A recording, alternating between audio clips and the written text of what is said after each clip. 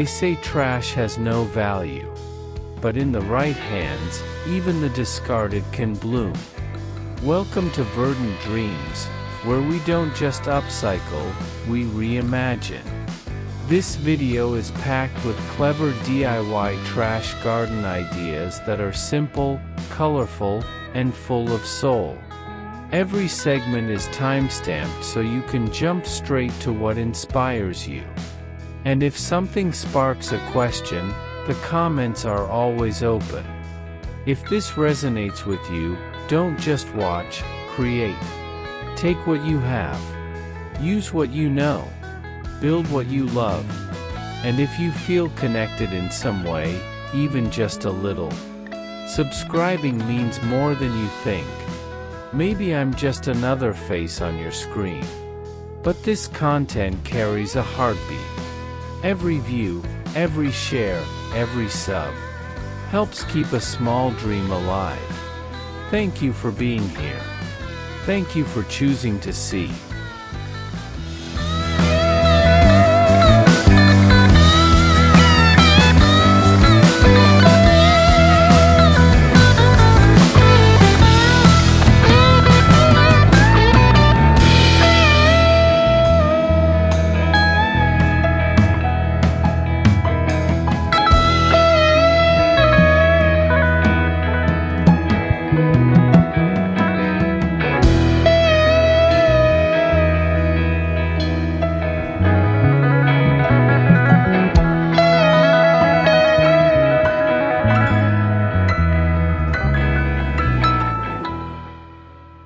In the quietest corner of an autumn garden, something unexpected grows, not from soil, but from imagination. There, where the earth meets the fence, a twisted root, once forgotten in the forest, now stands tall like a relic of art and time. Its gnarled fingers reach upward, caught mid-motion, as if frozen in a slow garden dance. The bark, aged but full of life's memory, is painted in soft strokes of chalk white, with gentle touches of sage and pale rose brushing its curves, each line telling a story of storms, soil, and sun. Beneath it, 3 smooth stones rise like guardians, stacked with deliberate grace. Their rounded surfaces are hand-painted in delicate pastels, one mint like morning dew, one lavender like distant dusk, one blue as a robin's egg. This is no grand sculpture from gallery walls, but a creation born from what others left behind, a whisper of the forest brought into the heart of a tiny backyard. Around its base, life stirs again. Chrysanthemums burst in yellow and coral, their petals wide with joy. Asters lean in like curious friends, while marigolds glow under the fading sun. Insects hum, drawn by color, by scent, by the quiet invitation to linger. The sculpture stands not only as decor, but as a gentle rebellion against waste. It says, "Beauty is not in price or polish, it is in presence." It is in hands that dare to see a fallen root as something more. It is in afternoons spent painting stone, choosing flowers, and imagining life not as it is, but as it could be. And so, each time someone walks this way, past the pergola, beyond the patio, they pause. Some smile. Some touch the root and feel the weight of time. All feel the wonder of something old, made new again.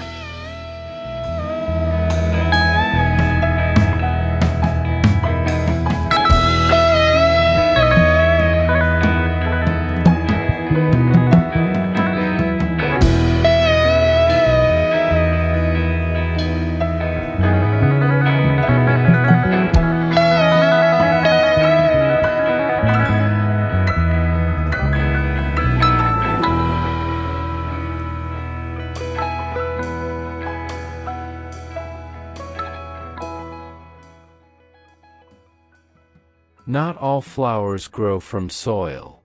Some rise from stone, hand-shaped, hand-painted, and placed with patient love. In a patio barely wide enough for a bench and a breeze, a totem rises like a prayer to color. Built from found rocks, stacked with purpose, and each transformed by the touch of a brush, this vertical bloom is a miracle of recycled imagination. The first stone wears marigold yellow, its surface textured into layers like sunlit petals. Above it, lavender dances in a swirl of an aster's form, followed by a chrysanthemum pink as sunset haze. At the crown, a pale daisy with powder blue tips rests, smiling quietly into the sky. These are not just stones, they are stories. Of hands that saw art in the rough, of colors chosen not from trends but from the turning leaves of autumn. At its base, the real flowers bow in gentle approval. Japanese anemones sway in the breeze, sedums blush with color, and golden mums nod as if remembering something beautiful. This totem does not shout. It does not need to. Its height is humble, its palette soft. But in its stillness, it captures the spirit of fall, a season that honors change, decay, and rebirth all at once. Placed near a bamboo fence, beside a chair softened by age, the totem becomes part of the garden's memory. Visitors touch it. Children trace the petals with their fingers. And all who see it feel, even for a moment, that transformation is possible, not only for rocks, but for ourselves. For those who have no space for wide gardens, who dream only in corners and slivers of sun, this is proof art can rise anywhere. Beauty can be built stone by stone. And sometimes, it's the flowers that do not wilt, the ones born of brush and rock, that remind us to pause and look again.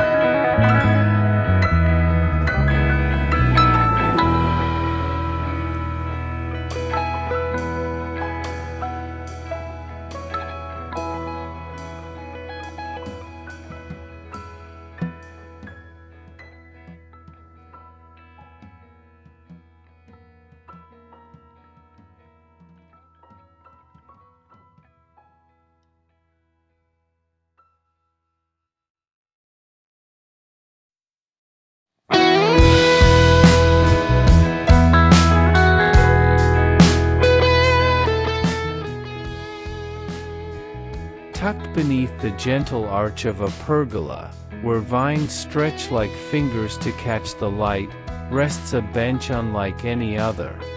It was not carved, not nailed together from cutboards.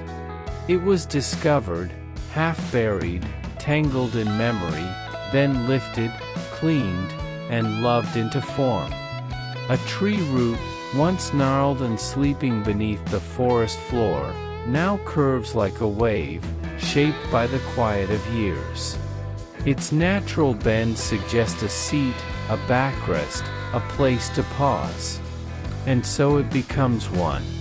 Painted softly in hues of chalk white and moss green, its surface still bears the textures of time, cracks, ridges, and knots preserved like whispers in wood. Here, in a backyard's quiet corner, this root-turned bench invites stillness. Around it, chrysanthemums stand in fragrant clusters, golden marigolds glow like lanterns, and asters nod in the breeze. Overhead, the pergola frames patches of sky, while vines spill gently from above. It is a setting not for noise, but for noticing, for watching butterflies land, for tracing wood grains with a fingertip, for exhaling. This bench does not shout its beauty. It does not match the catalogs. But it belongs, wholly and with grace, to its space. It reminds those who sit of patience, of letting things become. No saw forced its shape. No designer forced a vision. It grew, it fell, it weathered, and it waited to be seen. Now, it holds more than bodies, it holds stories. Of hands that honored its form. Of afternoons spent painting each curl, of choosing which parts to leave bare, like scars we do not cover. It is part sculpture, part sanctuary. A celebration of what nature gives freely, if only we notice. To sit here is to slow down. To feel the past in your spine and the flowers at your feet. And perhaps, to remember that the most beautiful things are not built. They are found. Then gently coaxed into becoming what they were always meant to be.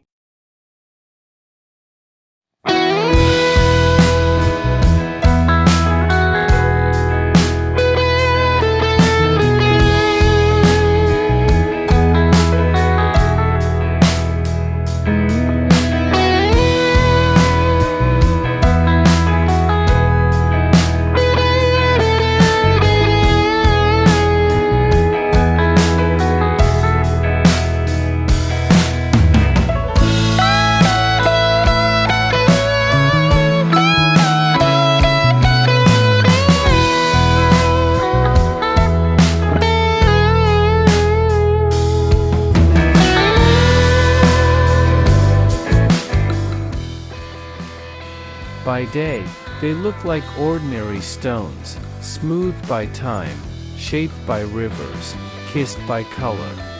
Soft shades of sky and lilac, seafoam and blush. But when the sun slips below the horizon and shadows begin to stretch, something magical awakens. One by one, the stones begin to glow. It's not a loud light. Not the kind that blinds or buzzes. It is quiet, like moonlight resting gently on the ground. Along the edge of a garden bed, where marigolds still glow gold and sedum glistens with dew, these stones form a ribbon of gentle luminescence. They guide your path, even when your hands are full of dreams. Each stone was chosen with care, cleaned with devotion, and painted not just with pigment, but with purpose. During the day, they drink in the sun. At night, they give it back, glow by glow. This is no high-tech trick. No artificial gadget. Just the marriage of patience, pigment, and imagination. A gift for those who wander through their gardens after dark, who sip tea under pergolas wrapped in vine, who pause to admire the dance of petals in twilight. The edging itself becomes part of the story. A line drawn not just to separate soil from stone, but to hold space for beauty. It curves around clusters of Japanese anemone, dances near asters, and follows the gentle slope of the land. Fallen leaves collect near its base, adding warmth to its glow. At first, neighbors notice it as a curiosity. Then they return, bringing questions, bringing wonder. Some linger longer than planned. Others bring stones of their own. And so, the garden grows, not only in blooms, but in magic shared. This is what happens when trash becomes treasure.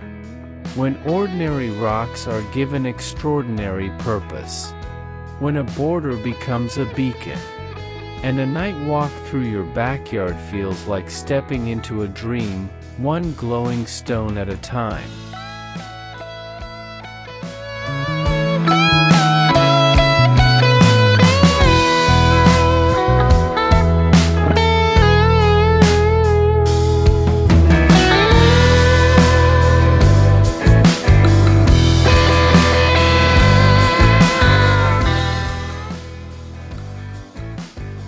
There's a path in the garden where something ancient rises. Not metal, nor stone, but wood, twisted, weathered, and full of memory. Once buried, the roots now reach upward, arching above a trail of soft stepping stones. And in this quiet corner, where asters brush against ankles and marigolds catch the light, the root has become a gate to something more. The arch was born from what the forest left behind. A tangled root system, forgotten and half-rotten, now stands proud with a second chance. Cleaned, shaped, and painted with loving hands, it now blooms in its own way. Not with leaves, but with color. Powder pink hugs the bends. Lavender glows in each curl. Mint green kisses the grain, and soft yellow glimmers at the edge. This is not just color, it's celebration. A burst of life where decay once ruled. Children call it a fairy gate. Adults walk under it and pause. Something stirs in the chest, like nostalgia, like wonder. It is a portal, yes, but not to another world. To this one, seen anew. Around the base, climbing flowers have made their home. Chrysanthemums lean toward it like old friends. Japanese anemones curl gently along its legs. And every petal that blooms near this arch feels more vivid, more awake. In the late afternoon, when golden light bathes the garden, the arch glows softly. Shadows curl through its twists. Light plays on its painted skin. And when evening falls, solar lights flicker on, casting a halo along its silhouette. This is what upcycling becomes when guided by imagination. Not merely reuse, but resurrection. Not just function, but poetry. The arch does not only frame the path, it frames possibility. And in this little garden, with its narrow path and bursting blooms, it reminds every soul who walks beneath it, there is beauty in the broken, color in the cast aside, and magic in the root, waiting to rise.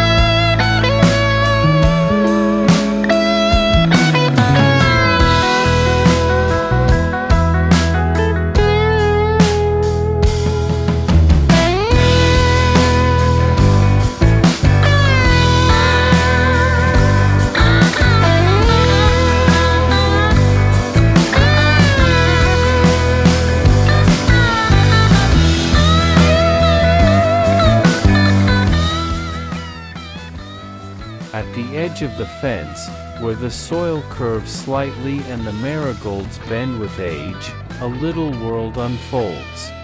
You wouldn't see it at first. You'd need to crouch low, to let your eyes soften, to believe for just a moment in what children never forget. There, in the shade of a garden aster, a tiny red mushroom house leans lovingly to one side. Its windows glow gold, though there's no light inside. Beside it, a pebble-sized cottage wears a pink roof and a door made from painted petals.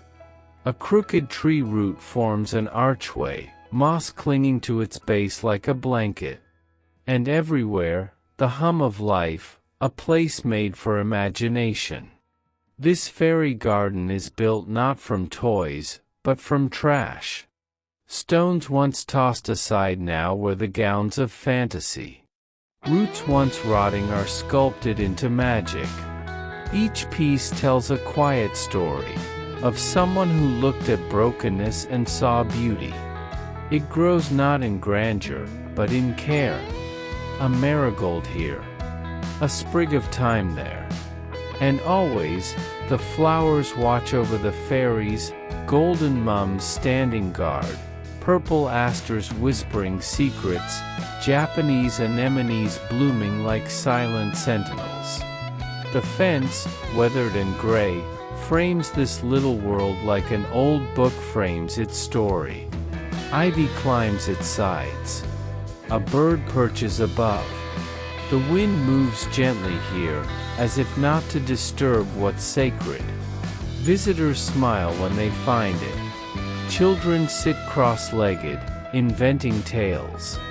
Grown-ups lean close and suddenly remember something long forgotten.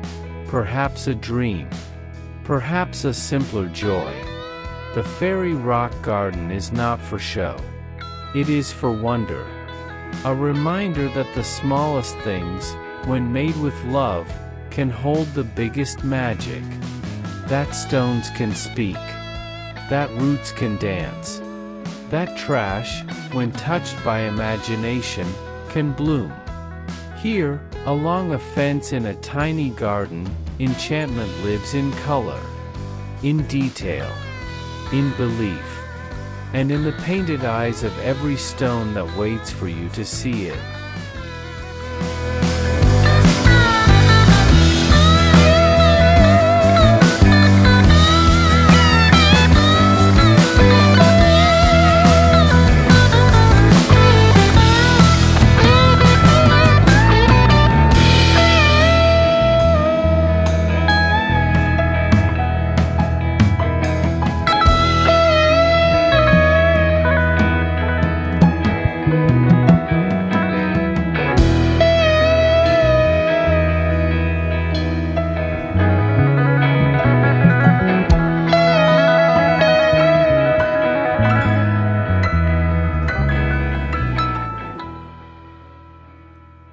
In the quiet corner of a backyard, where the bamboo sways gently and birds speak in short songs, something curious hangs between earth and air. Not baskets. Not pots. But stones, floating. Suspended not by magic, but by memory, by care, by the kind of imagination that looks at a rock and sees a home. The stones were once heavy, forgotten, shaped by river and time. Now, they are light, not in weight, but in purpose. Each one has been touched by color, a whisper of sage, a blush of clay, a kiss of cream. A hole carved at its heart now holds life, tiny sedums, trailing vines, a single marigold bloom. They swing gently from bamboo stakes arranged like a forgotten xylophone in the garden. The bamboo is soft and sun-warmed, knotted from age. It holds the stones without judgment, proud to be their support. Twine ties loop like old stitches, holding stone to pole, weight to wonder. The planters hang at different heights, catching the light just so. Below them, real flowers grow in the soil. Chrysanthemums dance in wind, asters stretch toward sun, and Japanese anemones smile quietly. Above, vines creep with intent. Everything here moves slowly, but with purpose. To the casual eye, this is just decoration. But to those who stop, who lean close, it is something else. A quiet rebellion. A reminder that even what's solid, what's grounded, can be lifted. That stones can hold more than weight, they can cradle life. Each floating rock tells a story. Of someone who believed in second chances. Who saw not trash, but treasure. Who drilled, painted, and planted with hands steady and kind. It is not just a garden. It is a gallery of possibility. And so, when night falls and the planters sway under moonlight, their shadows dance like memories. And the garden breathes deeply, knowing it holds not just flowers, but hope, suspended, glowing, alive.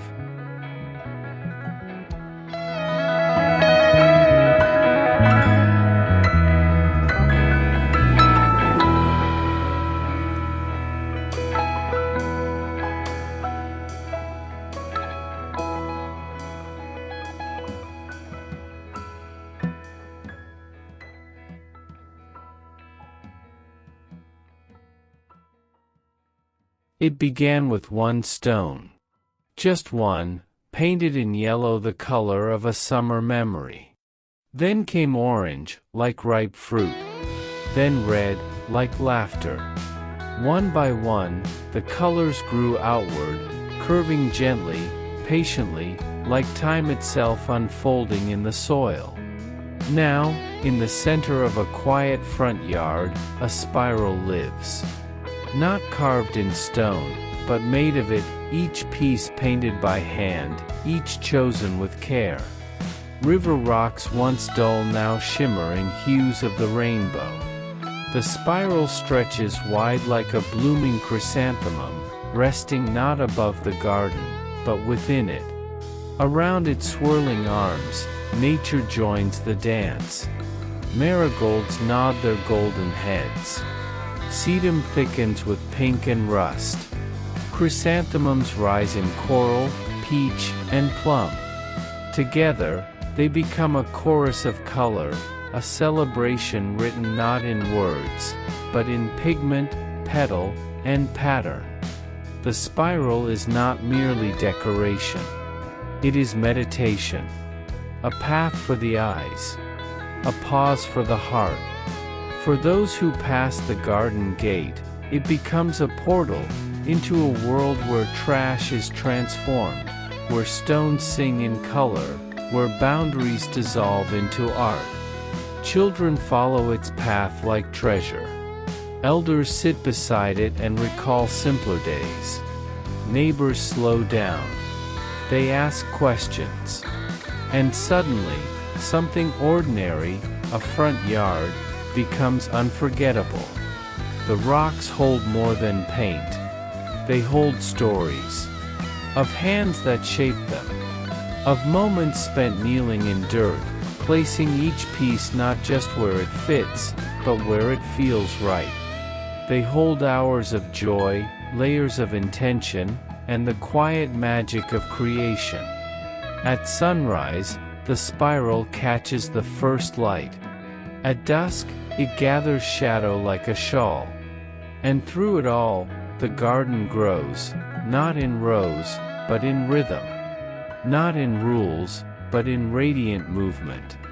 This is how a stone becomes more. This is how a yard becomes heart. One color at a time. One spiral that never truly ends.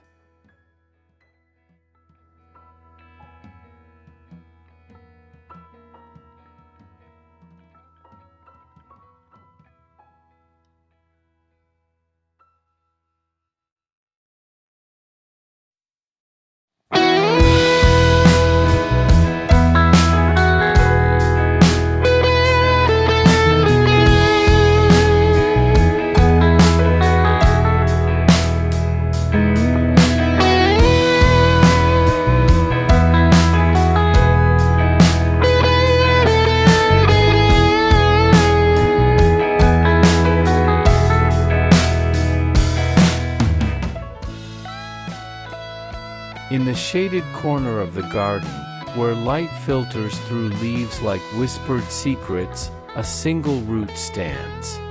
Weathered, twisted, timeless. It once grew deep beneath the soil, holding life above it.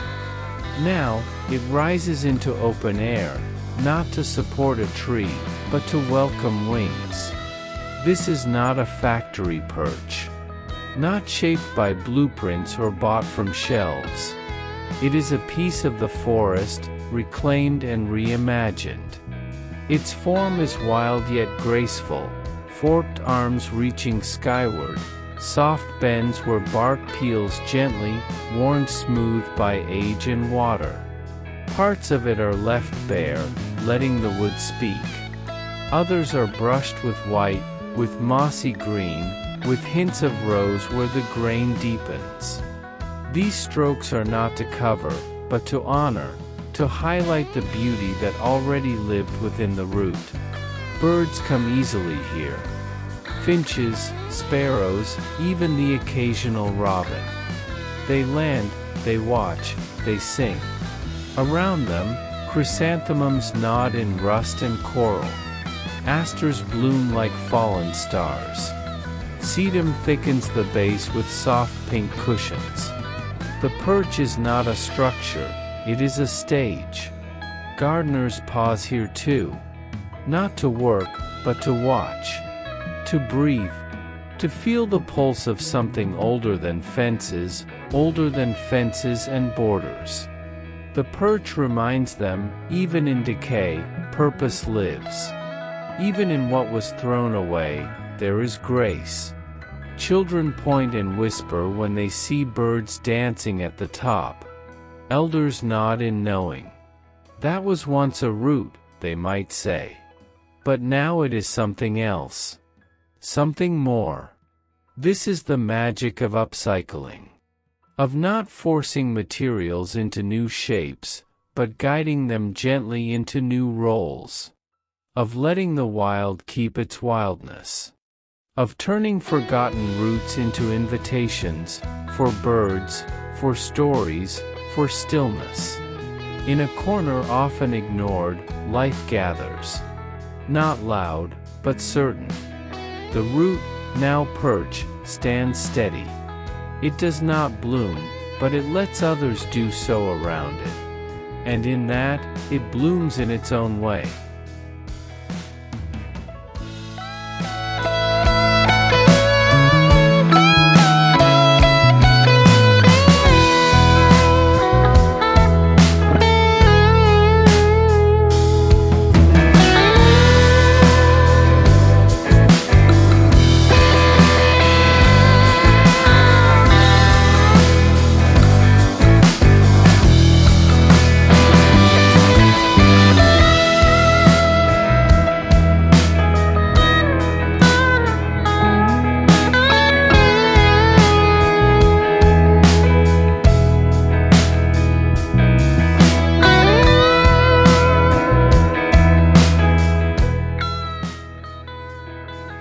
It stands at the back of the garden, beneath the shelter of the gazebo, part wall, part memory.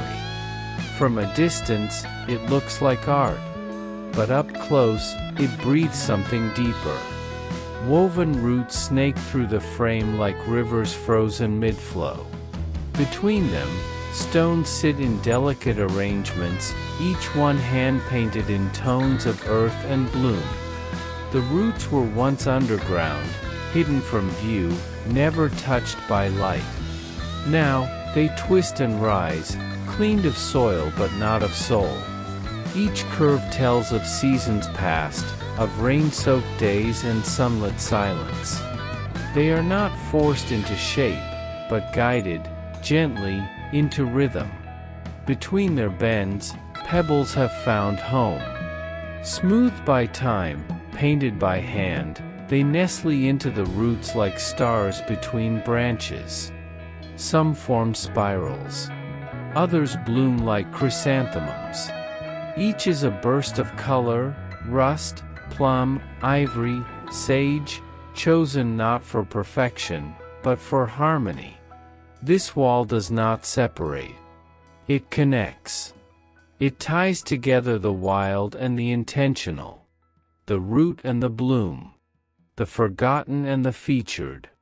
Visitors often pause here, running their hands across the textures. Wood. Stone. Paint. All different, all belonging. Children trace the mosaic with fingertips, following the loops like a maze. Gardeners sit nearby, sipping tea, letting the colors soak into their thoughts. And in the fading light of evening, when the flowers close and the breeze begins to cool, the wall glows softly, reflecting the last golden rays across its surface. It is not a loud creation. It does not command attention. But it holds it, gently, fully, like a story told by someone who knows how to listen. To build such a wall is not to decorate. It is to speak. To turn waste into poetry.